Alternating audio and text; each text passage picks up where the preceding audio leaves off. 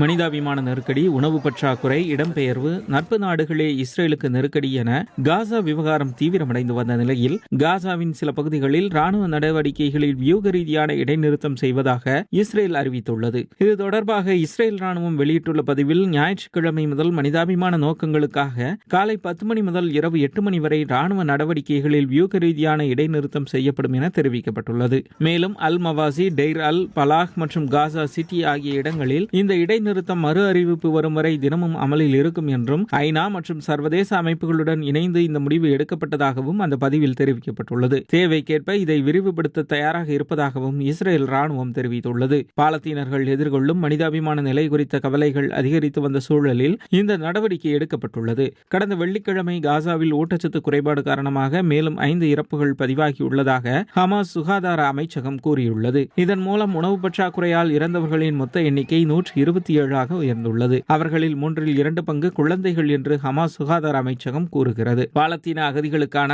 ஐநா அமைப்பின் தலைவர் பிலிப் லாசரினி இந்த பசி நெருக்கடியை மனிதனால் உருவாக்கப்பட்டது என்று குறிப்பிடுகிறார். முன்னதாக சனிக்கிழமை இரவு காசாவில் வான்வழியாக உதவிப் பொருட்கள் விநியோகிக்கப்பட்டதாக இஸ்ரேல் கூறியது. 100க்கும் மேற்பட்ட உதவி நிறுவனங்கள் காசாவில் பெரும் பட்டினி நிலைமை பரவி வருவதாக எச்சரித்த சில நாட்களுக்கு பிறகு இஸ்ரேல் இந்த நடவடிக்கையை எடுத்திருக்கிறது. மாவு, சர்க்கரை உட்பட 7 பொட்டலங்கள் உதவி பொருட்களில் இருப்பதாக இஸ்ரேல் கூறுகிறது. உணவு விநியோகித்ததாக கூறப்படும் காணொலியையும் இஸ்ரேல் வெளியிட்டிருக்கிறது. எனினும் இதை பிபிசியால் சுயாதீனமாக உறுதிப்படுத்த முடியவில்லை. ஆனால் வான்வழியாக வரக்கூடிய உதவியின் அளவு தரைவழியே லாரிகள் மூலம் வழங்கக்கூடிய உதவியின் ஒரு பகுதி அளவுதான் இருக்கும் என்றும், தற்போதைய சூழலுக்கு இது போதாது எனவும் உதவி அமைப்புகள் கூறுகின்றன. மேலும் காசா மக்களின் பசியை போக்குவதை விட இஸ்ரேல் மீதான அழுத்தத்தை குறைக்கவே இது செய்யப்படுவதாக விமர்சகர்கள் கூறுகின்றனர். ஆனால் இஸ்ரேலோ காசாவில் பசி நெருக்கடி உள்ளது என்ற கூற்றை மறுக்கிறது. காசா மக்களுக்கு உணவு மற்றும் மருந்துகளை விநியோகிக்கும் ஐநா மற்றும் மனிதாபிமான உதவி அமைப்புகளின் வாகனங்கள் செல்ல அதற்கென வழித்தடங்கள் அமைக்கப்பட்டு அவை காலை 6 மணி முதல் இரவு 11 மணி வரை திறந்திருக்கும் என இஸ்ரேல் அறிவித்திருக்கிறது. தற்போது ரஃபா எல்லையை கடந்து பல லாரிகள் காசா நோக்கி செல்ல தொடங்கியுள்ளன.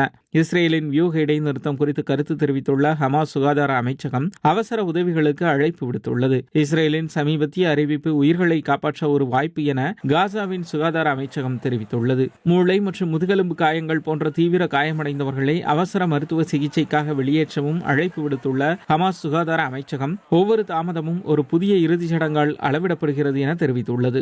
காசா விவகாரம் தொடர்பாக ஒரு பகுப்பாய்வு கட்டுரை எழுதியுள்ள பிபிசி சர்வதேச செய்தி ஆசிரியர் ஜெரெமி போவன், இஸ்ரேலுக்கு நாளுக்கு நாள் நண்பர்கள் குறைந்து வருகின்றனர். அக்டோபர் 7ஆம் தேதி ஹமாஸ் தாக்குதலுக்கு பிறகு அதனோடு அணிதிரண்ட நட்பு நாடுகள் காசாவில் இஸ்ரேலின் நடத்தையை கண்டு பொறுமை இழந்துவிட்டன. இஸ்ரேலின் மிக முக்கியமான கூட்டாளியான டொனால்ட் ட்ரம்ப் கூட நெதன்யாகு விஷயத்தில் பொறுமை இழந்து வருவதாக தகவல்கள் வெளியாகியுள்ளன. சிரியாவின் புதிய ஆட்சியை ட்ரம்ப் அங்கீகரித்து ஊக்குவித்து வருகிறார் எனும்போது டமாஸ்கஸ் மீது குண்டுவீச்சு நடத்த நெதன்யாகு உத்தரவிட்டது ட்ரம்புக்கு பெரும் ஆச்சரியத்தை ஏற்படுத்தியது என்று கூறப்படுகிறது என குறிப்பிட்டுள்ளார். இஸ்ரேலின் மற்ற மேற்கத்திய நட்பு நாடுகள் சில மாதங்களுக்கு முன்பே பொறுமை இழந்துவிட்டன. இஸ்ரேலின் நடவடிக்கைகளை கண்டித்து ஜூலை 21ஆம் தேதி பிரிட்டன், ஐரோப்பிய ஒன்றியத்தின் பெரும்பாலான நாடுகள், கனடா, ஆஸ்திரேலியா, நியூசிலாந்து மற்றும் ஜப்பான் ஆகிய நாடுகளின் வெளியுறவு அமைச்சர்கள் மற்றொரு கூட்டு அறிக்கையில் கையெழுத்திட்டனர். இந்த நெருக்கடி ஒருபுறம் என்றால், போர் நிறுத்தம் செய்தால் அமைச்சரவையிலிருந்து வெளியேறுவோம் என தீவிர தேசியவாதிகள் நெதன்யாகுவை அச்சுறுத்தி வருகின்றனர். இதனால் நெதன்யாகு தற்போது மிகுந்த அழுத்தத்தில் உள்ளார். ஒரு போர் நிறுத்தம் ஏற்பட்டால் காசாவின் பொதுமக்களுக்கும் நீண்டகாலமாக ஹமாஸின் பிடியில் இருக்கும் இஸ்ரேலிய பணைய கைதிகளுக்கும் உயிர் வாழும் வாய்ப்பு அமையும். ஆனால் அதற்காக போர் முடிந்துவிடும் என்ற அர்த்தமல்ல. ஏனெனில் போர் புதிய உச்சத்தை எட்டியுள்ளது. இருப்பினும் போர் நிறுத்தம் ஏற்பட்டால் படுகொலைகள் மூலமாக அல்லாமல் ராஜ்ஜிய வழிகள் மூலமாக பிரச்சனைகளுக்கு தீர்வு காண மற்றொரு வாய்ப்பு கிடைக்கும்.